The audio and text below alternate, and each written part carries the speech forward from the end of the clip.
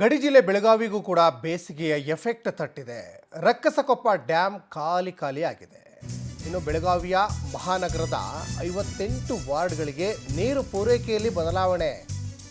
ಮಹಾನಗರದ 58 ವಾರ್ಡ್ಗಳಿಗೆ ನೀರು ಪೂರೈಕೆಯಲ್ಲಿ ಈಗ ಬದಲಾವಣೆಯಾಗಿದೆ. ಅರ್ಧ TMC ಸಾಮರ್ಥ್ಯದ ರಕ್ಕಸಕೊಪ್ಪ ಜಲಾಶಯ ಈಗ ಬಣ ಬಣ ಅಂತಿದೆ.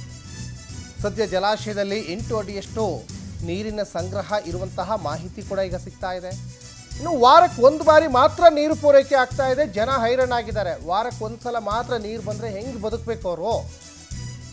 ನೋಡಿ, ಗಡಿ ಜಿಲ್ಲೆ ಬೆಳಗಾವಿ ಬೇಸಿಗೆ ಎಫೆಕ್ಟ್ ತಟ್ಟಿದೆ. ಅದರಲ್ಲಿ ರಕ್ಕಸಕೊಪ್ಪ ಡ್ಯಾಮ್ ಖಾಲಿ ಖಾಲಿ ಹೊಡೆದಿದೆ. ಮಹಾನಗರದ 58 ವಾರ್ಡ್ಗಳಿಗೆ ನೀರು ಪೂರೈಕೆಯಲ್ಲಿ ಸಾಕಷ್ಟು ವ್ಯತ್ಯಯ ಆಗ್ತಾ ಇದೆ, ಬದಲಾವಣೆಯಾಗಿದೆ. ಜೊತೆಗೆ ಅರ್ಧ TMC ಸಾಮರ್ಥ್ಯದ ರಕ್ಕಸಕೊಪ್ಪ ಜಲಾಶಯ ಈಗ ಬಣಬಣ ಅಂತ ಈಗ ಅಲ್ಲಿ ಸಾಕಷ್ಟು ಸಮಸ್ಯೆಗಳ ಮೇಲೆ ಸಮಸ್ಯೆ ಎದುರಾಗ್ತಾ ಇದೆ. ದೃಶ್ಯಾವಳಿ ಕೂಡ ಗಮನಿಸ್ತಾ ಇದ್ದೀರಾ. ಯಾಕಂದರೆ ಕುಡಿಯೋಕ್ಕೆ, ಕೃಷಿಗೆ ಮತ್ತು ಜಾನುವಾರುಗಳಿಗೆ ಎಲ್ಲವೂ ಕೂಡ ಇದೇ ಜಲಾಶಯದ ನೀರನ್ನೇ ಆಶ್ರಯ ಮಾಡ್ಕೊಂಡಿದ್ದಾರೆ ಆ ಭಾಗದ ಜನ.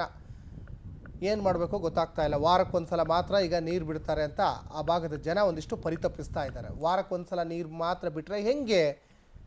ಎಲ್ಲದಕ್ಕೂ ಕೂಡ ಈ ಜಲಾಶಯದ ನೀರನ್ನೇ ಆ ಭಾಗದ ಜನ ಈಗ ನಂಬಿದ್ದಾರೆ. ಇನ್ನು ಎಲ್ಲಾದರೂ ಇದೇ ಥರ ಬಿರು ಬೇಸಿಗೆ ಬರ್ತಾ ಇದ್ದರೆ ಜಲಾಶಯದ ನೀರು ಕೂಡ ಹಿಂಗೆ ಹೋಗ್ತದೆ.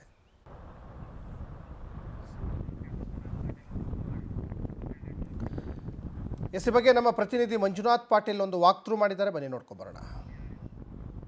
ಬೆಳಗಾವಿಯಲ್ಲಿ ಬಿರು ಬಿಸಿಲಿನಿಂದ ಇವತ್ತು ಜನರು ತತ್ತರಿಸಿ ಹೋಗಿದ್ದಾರೆ. ಅದರಲ್ಲಿ ಪ್ರಮುಖವಾಗಿ ಬೆಳಗಾವಿಗೆ ಏನು ಒಂದು ನೀರನ್ನು ಕೊಡಬೇಕಾದಂಥ ರಕ್ಕಸಕೊಪ್ಪ ಜಲಾಶಯ ಈಗ ಬರದಾಗ್ತಾ ಇದೆ. ಇಲ್ಲಿ ಅರ್ಧ TMC ನೀರನ್ನು ಈ ರಕ್ಕಸಕೊಪ್ಪ ಜಲಾಶಯ ಬೆಳಗಾವಿಯ 58 ವಾರ್ಡುಗಳಿಗೂ ಸಹ ನೀರನ್ನು ಒದಗಿಸ್ತಾ ಇತ್ತು. ಆದರೆ ಬಿರು ಬಿಸಿಲಿಗೆ ಇವತ್ತು ಈ ರಕ್ಕಸಕೊಪ್ಪ ಜಲಾಶಯ ಖಾಲಿ ಆಗ್ತಾ ಇದೆ. ಈಗ ನಮ್ಮ ಕ್ಯಾಮ್ರಾಮನ್ ರವಿ ತೋರಿಸ್ತಾ ಇದ್ದಾರೆ. ಇಲ್ಲಿರುವಂಥ ಏನು ರಕ್ಕಸಕೊಪ್ಪ ಜಲಾಶಯ ಅರ್ಧ TMCಯ ನೀರನ್ನು ಹೊಂದಿರುತ್ತೆ. ಆ ನೀರನ್ನು ಹೊಂದಿದಂಥ ರಕ್ಕಸಕೊಪ್ಪ ಜಲಾಶಯ ಈಗ ಬಿರು ಬಿಸಿಲಿನಿಂದ ಇವತ್ತು ಬರಿ ಆಗ್ತಾ ಇದೆ. ಏನು 58 ವಾರ್ಡುಗಳಿಗೆ, ಬೆಳಗಾವಿಯ 58 ವಾರ್ಡುಗಳಿಗೆ ಮತ್ತು ಇಲ್ಲಿರುವಂಥ ಇಂಡಸ್ಟ್ರಿಯಲ್ ಏನು ಏರಿಯಾಗಳಿದ್ದಾವೆ ಆ ಏರಿಯಾಗಳಿಗೂ ಸಹ ಇದೇ ರಕ್ಕಸಕೊಪ್ಪ ಜಲಾಶಯದ ನೀರು ಪ್ರಮುಖವಾಗಿ ಬಳಕೆ ಆಗ್ತಾ ಇತ್ತು. ಆದರೆ ಈ ಬಿರು ಬೇಸಿಗೆಯಿಂದ ಇದು ಖಾಲಿ ಆದ ಹಿನ್ನೆಲೆಯಲ್ಲಿ ಈಗಾಗಲೇ ಏನು ಕರ್ನಾಟಕ ಜಲಮಂಡಳಿ ಇರಬಹುದು ಮತ್ತು ಮಹಾನಗರ ಪಾಲಿಕೆ, L&T ಈ 3 ಇಲಾಖೆಗಳು ಒಂದು ಪ್ರಕಟಣೆ ಹೊರಡಿಸಿದ್ದಾವೆ. ಪ್ರಕಟಣೆ ಹೊರಡಿಸಿ ಈ 3 ಗಂಟೆಗೆ ಏನು ಪ್ರತಿ 5 ದಿನಕ್ಕೊಮ್ಮೆ ಬಿಡಬೇಕಾದಂಥ ನೀರನ್ನು ಪ್ರತಿ 4 ದಿನಕ್ಕೆ ಬಿಡಬೇಕಾದಂಥ ಒಂದು ನೀರನ್ನು 6 ದಿನಕ್ಕೆ ಹೀಗೆ ಒಂದು ಸಮಯ ಮತ್ತು ದಿನಾಂಕವನ್ನು ಬದಲಾವಣೆ ಮಾಡಿದ್ದಾರೆ. ಅದೇ ತರನಾಗಿ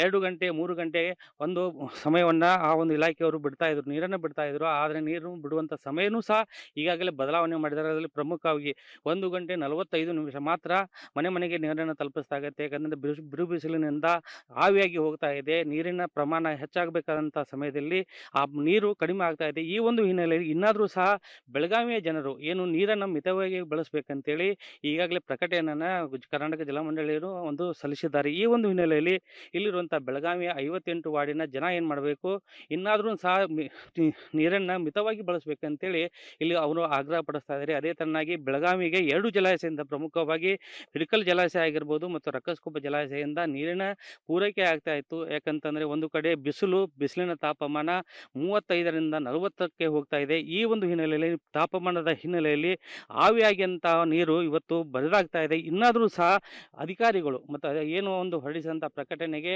ಬೆಳಗಾವಿಯಲ್ಲಿರುವಂಥ 58 ವಾರ್ಡಿನ ಜನ ಮತ್ತು ಏನೈತಿ ನೀರನ್ನು ಮಿತವಾಗಿ ಬಳಸಬೇಕಂತೇಳಿ ಆಗ್ರಹ ಪಡಿಸ್ತಾ ಇದ್ದಾರೆ. ಬೆಳಗಾವಿಯಿಂದ ಕ್ಯಾಮ್ರಾ ಪರ್ಸನ್ ರವಿ ಜೊತೆ ಮಂಜುನಾಥ್ ಪಾಟೀಲ್, ಪವರ್ ಟಿವಿ, ಬೆಳಗಾವಿ.